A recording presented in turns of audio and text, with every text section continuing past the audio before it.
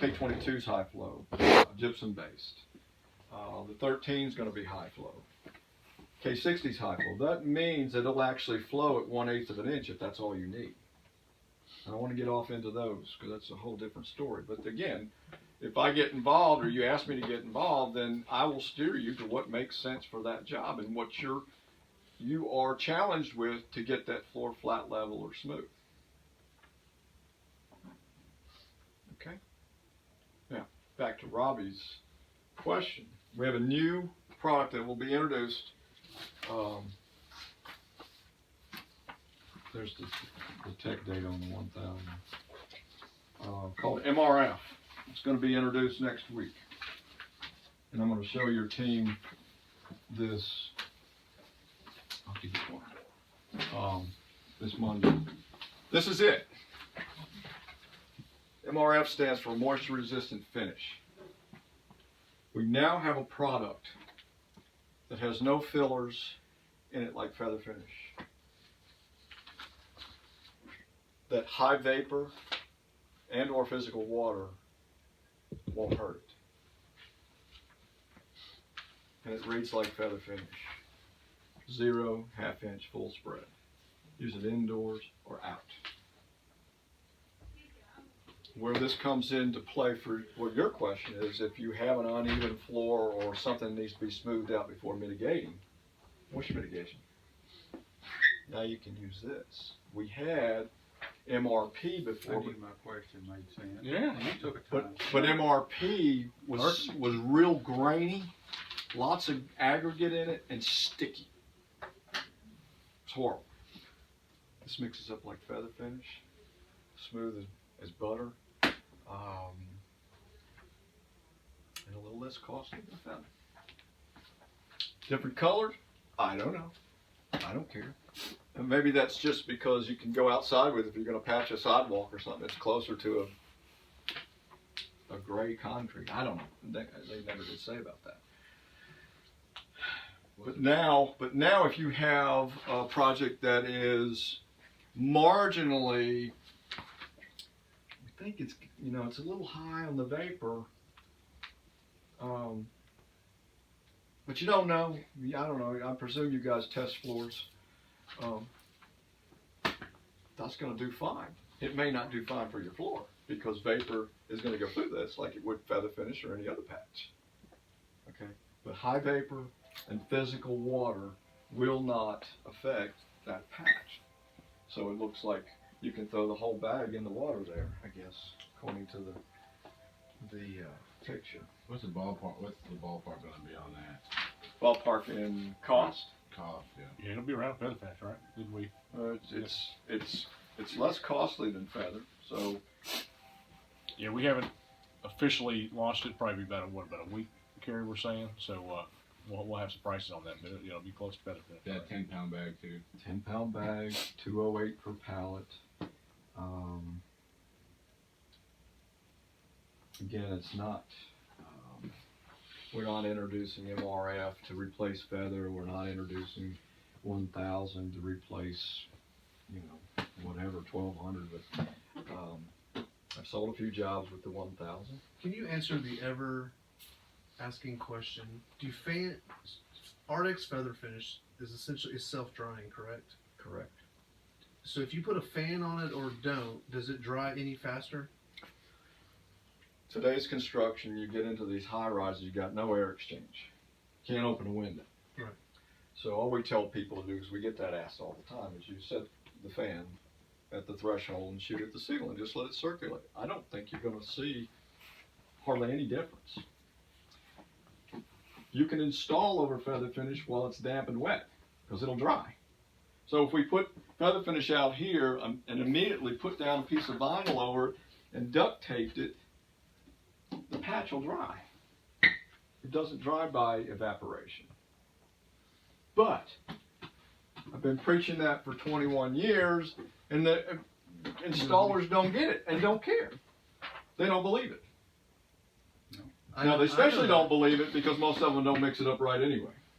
I know that. I just wanted to. Okay. So if you take Feather Finish and mix it up properly and stick it in a Ziploc baggie and throw it in your desk or your job box or whatever, you'll come back and there'll be a hard piece of cement in there and no water. You're paying for that, whether or not you're using it or not. So all the stuff is, all the foo-foo dust is in the bag.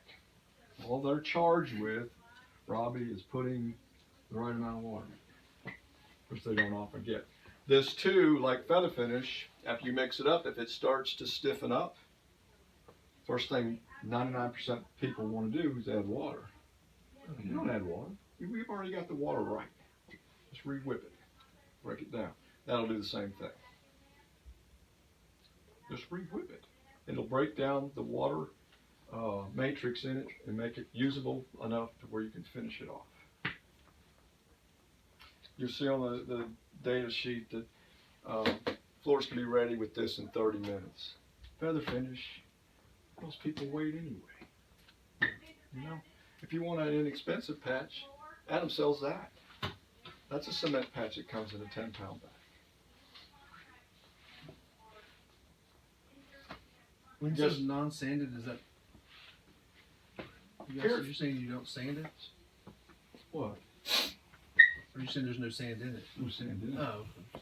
Now this is part of my playing with it last week. I put it on a K15 sample, and it purposely, which wasn't purposely, it was pretty rough in this small little area. So I sanded it, had some left over, and I just stuck it in a solo cup just for you to see it. But it sands nicely. The stuff is strong. I really think that Ardex has come up, in all my years, there's only been a handful of products that seem like it's really something different. Like our K60 is different. Most people, nobody has a powder and jug and skim it or level. Don't know anybody that's got that. You know, is it revolutionary? It's a little strong, but we keep changing based on our industry and what the industry needs and what we need to offer clients like yourself. BPI, being BPI, has always been very good about listening to us about these products. They like to have a core product line and not 15 products of ours, and I would venture to say that is going to be part of their core products along with the 1000 for 2018, along with the VR98.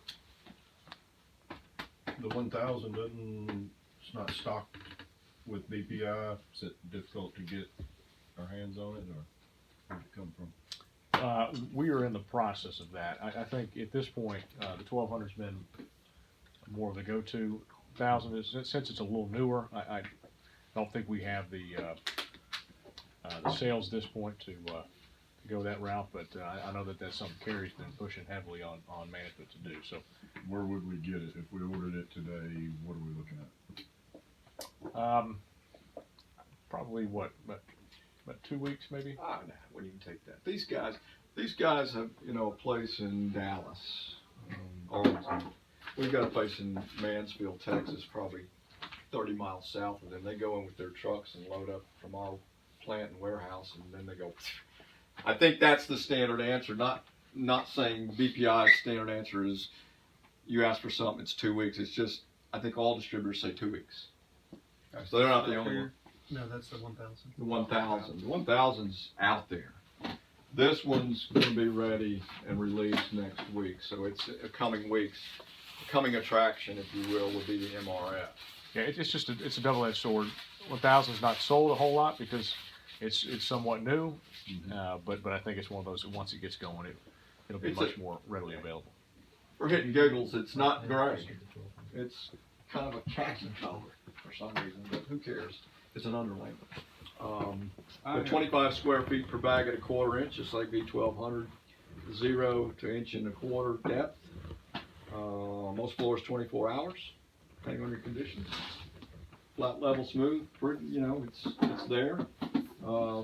For less than half of what K15 would cost you. You mentioned revolutionary products. How close is Ardex to a silica-free patch? 'Cause that Since you would brought be- it up, That would be something that we would Yeah. change. our the game. products, all I can tell you is that our products, like the Feather Finish, probably this one now, B1200 and some others, exceed the government standard. Feather Finish, what I looked at weeks ago, you don't even need respirators. We do on the job site. They won't let us pour it. We can provide you. Use a We can cloud. provide you the information that you need. On the back of the bag, it says it exceeds the limit, and that's what OSHA looks at. According Well, to OSHA, If it says something in that line, then it's old bags. But we've done all this testing, had all these things tested and continued. I can assure you, Ardex will go way over what everybody else would possibly do. And I can provide you what I have been provided myself that will help you. Or if you need a specific letter, then we will provide that letter for your GC or whoever needs it, OSHA, whatever. it would, yep.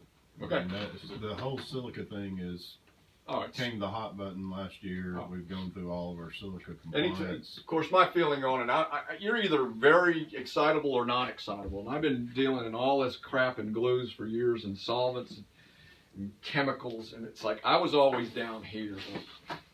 Okay, you load a rat up with 1,1,1 trichloroethane, yeah, it's probably going to kill him or have, cancer or whatever. But anytime the government gets involved in anything, it kind of, this thing was coming though. We all knew this was coming. Yeah, for And a lot of people kind of pushed it back, hoping it would go away. It ain't going away, but government gets involved in a lot of stuff and screws it up. But we're there. We're there on the information on our products. And we provide you with whatever letters that you think they're asking for. So your new bags state on the bags now that they are silicone. I can't compliant? say that for sure, Justin, because I don't read the bag. I'm like an installer. I know how to use it. I don't read the directions. But maybe I should. But just a few months ago, when I was going through my own compliance training, I got the bag out, new bag, read it. It says exactly what OSHA warns against, and if it's on the bag, we have to have respirators, vac Oh, sure. systems, dustless, everything. Oh, I have a customer in out of state that has bought frickin' 20 some type of vacuums, HEPA vac, HEPA filter. whatever it is. They just got them lined up on their shelves to take out. That's where they went, which is a very expensive venture on their part too. But got to comply, and we're there. And I'll send you the information. What I have that's been published. That would be great. It should help.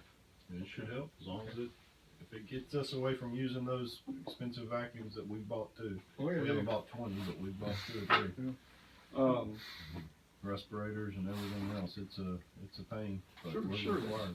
Sure it is. I'll show this one, and the 1,000 on Monday. I'll talk briefly about the 98 too. I don't want to do all that. They don't need that, but they do need to see the patch and how the animal mixes and spreads and all that along with the 1,000, and then I'll get out of your hair on Monday. There should be a good crowd. There's a bunch coming. So. Good.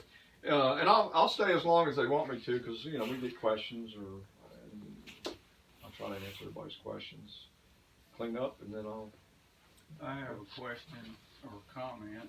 If this product goes under your moisture litigation, back to what I asked originally, from an installing standpoint, and I have been, it makes more sense to me to have the moisture litigation as close to your finished product as you can get it. So why all these years have they put that down and then went over it with a underlayment that's mixed with water? Why haven't you always been able to make that your last step before you glue your floor?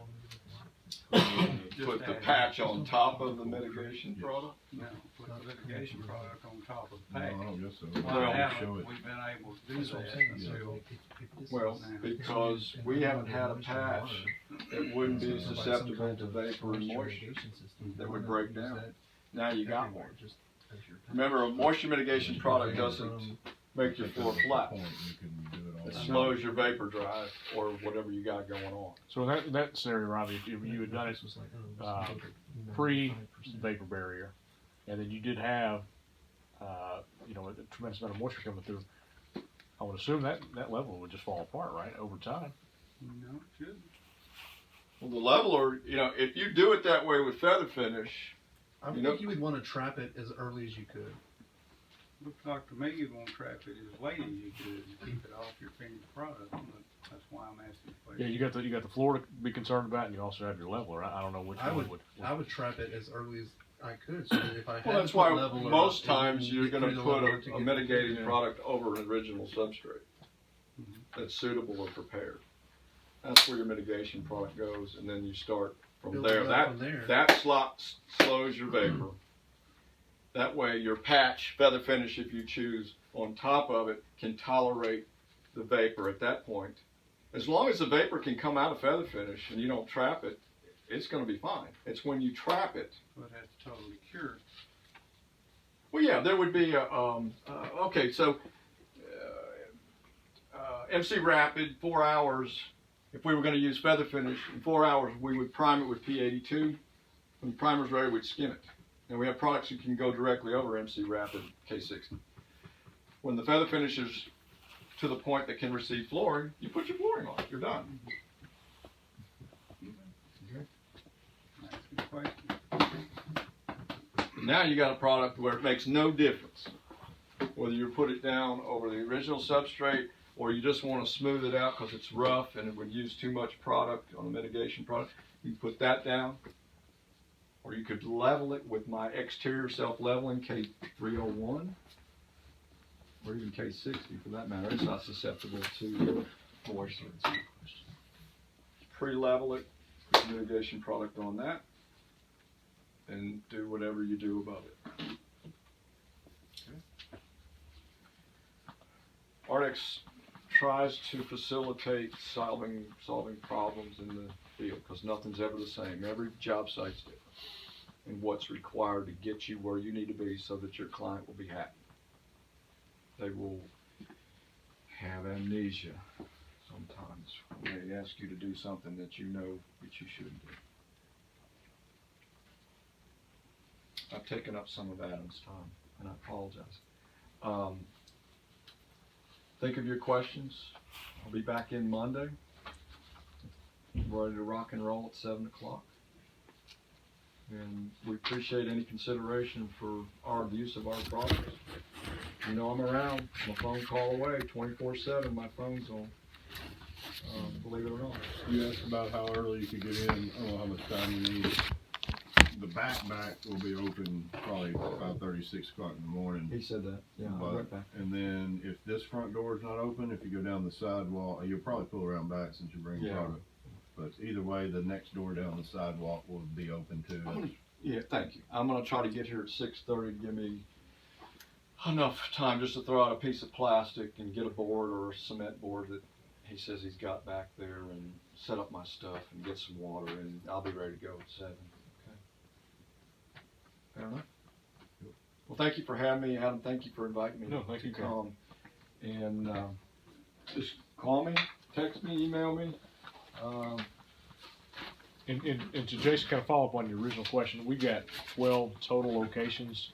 We've got 4 in Texas, and we're all over the Southeast, and we stock Ardex heavily throughout all those locations. So I would think without a doubt that V1000 will eventually kind of migrate into many of these locations where we can pull it within maybe 2 or 3 days. Memphis historically has been the, that's our headquarters. That's where we've been pulling most of our material for Nashville, but obviously we can start pulling it from Texas as we start kind of, in essence, joining all those locations. Just like what I talked about, you've got all these products that we can choose to do your job. depending on what the conditions are, how deep we need to go, how soon for flooring. And we can put you in the right product. Or we can try to hit that budget number that you're looking for too. I think you'd like it, but we'll reserve the right to let you guys look at it, sniff it and taste it or whatever next Monday, and let the guys, you know, feel it and go from there. Good? Thank you, Gary. Thank you. Adam, thank you. Thank you, buddy. All right. Nice to meet you. Thank you. How'd you get to Nashville? It was a smart move out of Memphis, I know. I was Nigel Wed and Jason Nolan and carpet vendors, so. Okay. Welcome to visit. 24. Thank you. See you guys. Hey, it's national these days. It ain't gonna get any better, I can tell you that.